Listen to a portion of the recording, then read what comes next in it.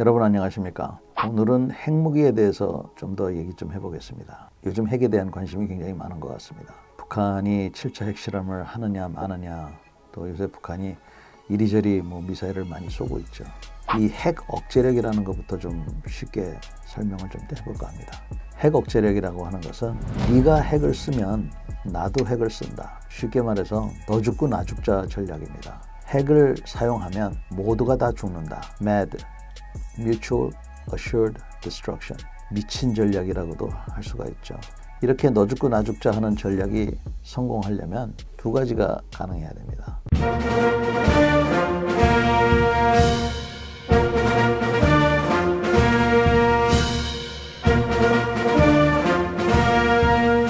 첫째는 상대방이 핵무기를 갖고 있으니까 우리도 핵무기를 가져야 되는 것입니다. 우리나라 같은 경우에는 우리나라는 핵무기가 없지만 우리하고 가깝고 또 군사동맹을 맺고 있는 미국이 핵탄두가 7,000발인지 7만 발인지 이렇게 갖고 있으니까 그것을 우리한테 제공해주는, 즉 우리나라가 북한의 핵공격을 받으면 마치 미국이 핵공격을 받은 것처럼 대응한다. 이게 확장 억제력이라는 겁니다. Extended Deterrence. 그래서 우리는 비록 핵무기가 없지만 우리의 우방 미국이 핵무기를 갖고 있기 때문에 첫째 조건인 북한이 핵무기를 갖고 있고 우리도 핵무기가 갖고 있다.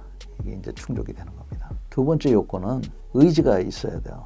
북한이 예를 들어서 우리한테 핵무기를 쏘면 우리도 반드시 핵무기로 답하겠다. 이런 의지가 있어야 되는 건데 여기가 조금 좀 애매한 겁니다. 왜 그러느냐? 한반도고 어디고 간에 일단 핵무기가 터지고 나면 생각할수록 핵무기로 답하기가 그렇게 쉽지가 않습니다. 여러분 상상을 해보십시오. 핵무기가 터졌다. 설사 우리나라 사람들이라 하더라도 어떤 사람은 핵무기로 반격을 해서 평양을 방사능지대로 만들어야 됩니다. 이렇게 주장하는 사람이 있을 거고, 어떤 사람은 같은 민족인데 그럴 필요가 있느냐 이렇게 주장하는 사람이 분명히 있을 거예요.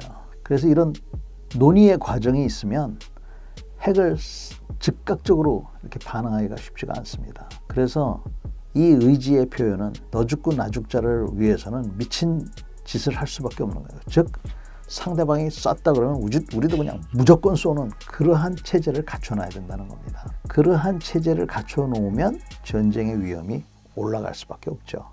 그러나 이와 같이 전쟁의 위험이 올라가기 때문에 서로가 조심한다는 그러한 논리입니다.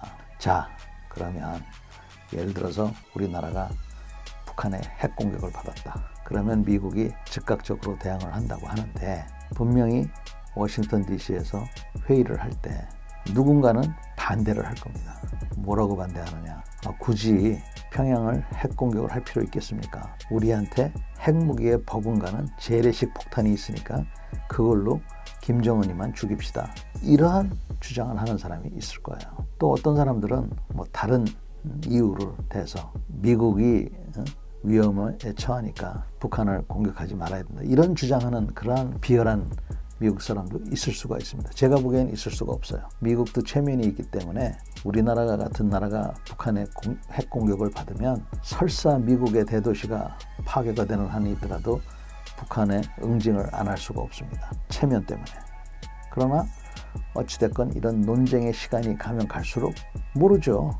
미국 대통령이 어떤 사람이냐에 따라서 핵무기를 안 쓸 수도 있는 것이죠. 이렇기 때문에 우리가 조금 불안한 겁니다. 그래서 우리가 지금 주장하는 게 뭐냐면은 핵 공유를 하자. 전술 핵무기를 다시 갖다 놓자. 이런 주장들을 하고 있는 겁니다. 이렇게 핵 공유를 하거나 전술 핵무기를 갖다 놓으면 방금 제가 말씀드린 두 번째 문제, 즉 즉각적인 북한의 핵 공격에 대한 대응을 좀 더 잘할 수 있지 않느냐, 그런 생각에서 나오는 겁니다. 또 한 가지는 미국은 핵무기를 비롯해서 가용한 모든 수단으로 북한의 핵 공격을 억제하거나 응징하겠다고 이렇게 얘기를 하는데 저는 그게 그렇게 달갑게 들리질 않습니다. 왜 달갑게 들리지 않느냐? 이거는 무슨 얘기냐면 북한이 핵무기를 쓰면 핵무기 말고 다른 걸로 때리겠다는 거거든요. 실제로 미국에는 재래식 폭탄이지만 100m까지 영향을 줄 수 있는 그러한 재래식 폭탄을 갖고 있다고 해요. 그러니까 저한테도 뭐라고 얘기하냐면, 야, 서울이 파괴됐으면 됐지. 응? 북한의 평양을 왜 다 방사능지대로 만드느냐. 김정은만 죽이자. 이렇게 얘기를 하는 거예요. 왜 미국이 얘기를 할까요? 미국 사람들 속에는 핵무기를 쓰는 거에 대해서 양심적인 그런 부담을 갖고 있어요. 오바마 대통령이 히로시마, 나가사키에 가서 미안하다고 얘기를 했듯이 미국 대통령 중에서는 자기가 인류 역사상 두 번째로 핵무기를 쓴 사람으로 역사에 남고 싶지 않은 그러한 미국 대통령들이 있는 겁니다. 그래서 이런 것들이 우리가 안고 있는 하나의 그 불안 요인으로 되어 있는 겁니다. 그러면 핵공유와 미국의 전술핵을 한반도에 재배치하는 문제에 대해서는 다음 시간에 좀 더 얘기를 해보겠습니다.